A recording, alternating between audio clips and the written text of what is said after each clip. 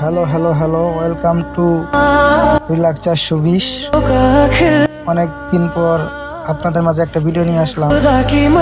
তো আজকে আমি, আমার মামাতো ভাই, একটা চাচাতো ভাই ঘুরতে বেরোইছি। আজকে অবশ্যই যে জায়গাটা দেখতে পাচ্ছেন এই লোকেশনটা বলবো না, আপনারা দেখবেন আর কমেন্ট করে বলবেন যে আসলে এই জায়গাটা কোথায়। আজকে শুধু একটা জায়গায় যে এমন না, আজকে অনেক জায়গায় ঘোরাঘুরি করবো।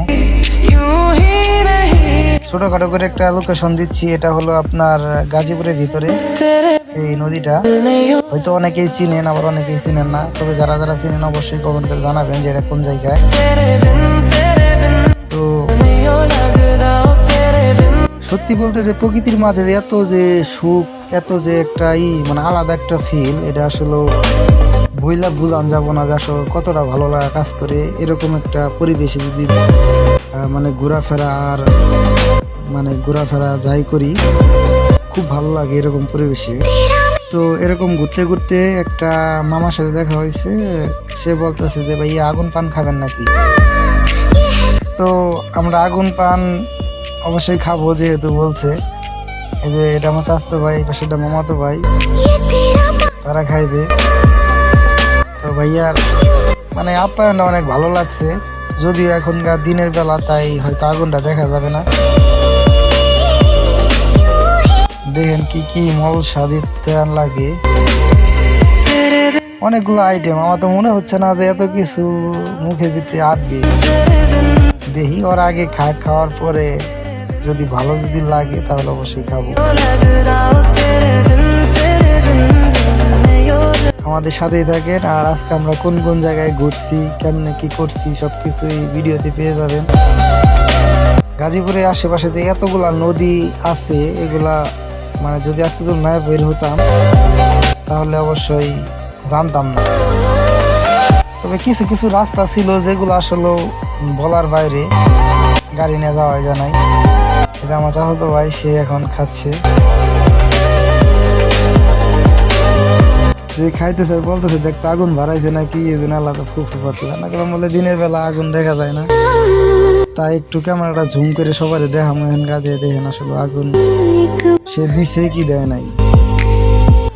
দেখেন দেখছেন আগুনটা দিছে কিন্তু দেখা যায় না, কারণ হলো দিনের বেলা আগুন না দেখাটাই স্বাভাবিক। এখানে তো ওই রকম আগুন দেয় না যে মানে মুখ চোখ পুড়ে যাবে। তো আমার ভিডিওটা করলাম না, কারণ যেহেতু ফোনটা আমি করতেছি। তো এখন কাছে মানে এই জায়গা থেকে চলে যাব, তাই আশেপাশের একটু ভিডিও করলাম, দেখালাম আপনাকে লোকেশনটা ভালো করে চেনার জন্য। এখান থেকে এখন বিদায় হব। মামাতো ভাই সানগ্লাস কিনল। তো টাটা, বাই বাই। সো একটা ঘটনা ঘটে গেছে ইতিমধ্যেই, যে আমার চাচাতো ভাই যে সাথে ছিল সে আর ঘুরতে যাইতে পারবো না, কারণ তার নাকি সমস্যা, মাথা ব্যথা। তো আরেকটা মামাতো ভাই ছিল আমাদের, কোনাবাড়ি থাকে, তারে নিয়ে আমরা রওনা করলাম।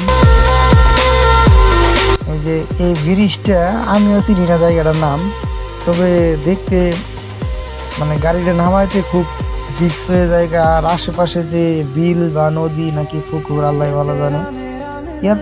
এত যে বিশাল, এত পরিমাণে যে বড়, এদিকে যদি না আসতাম তাহলে হয়তো দেখতেই পারতাম না যে কতটা মানে সুন্দর আর কতটা বড়।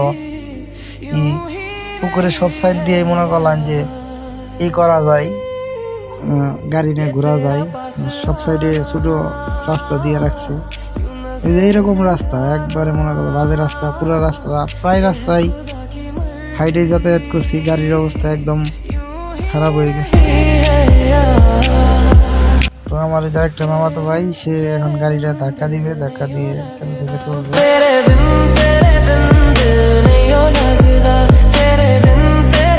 সর্বোপরি কথা হইলো ভাই, আমি ভিডিও বানাই যাই করি, এটা কিন্তু আমি কোনো ভিউজ কামাই করার লেগে ভিডিও বানাই না, বা কোনো ফ্যান পোলার হওয়ার লেগে ভিডিও বানাই না। আমি সত্যি বলতে ভিডিও বানাই যে আমার এগুলা করতে ভালো লাগে। মাঝে মাঝে কোন জায়গায় যাই কি করি এগুলা ভিডিও কইরা সারা এরে মনে করলেন যে এটাই আমার একটা মানে ভালো লাগা কাজ করে।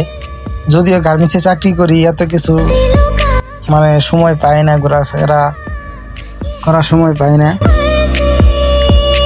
তো তারপরেও যে মাঝে মাঝে বের হই এগুলা ভিডিও করে রাখতে ভালো লাগে, কারণ হয়তোবা এখন এই সময়টা পাচ্ছি, আর কিছুদিন পরে নাও পাইতে পারি, বৃদ্ধ হয়ে যাম, বড় হয়ে যাবো, পরিবার দায়িত্ব সব কিছু চাপ দিবে, যখন মাথায় এসে পড়বে তখন হয়তো আর এগুলা মনে চাবে না।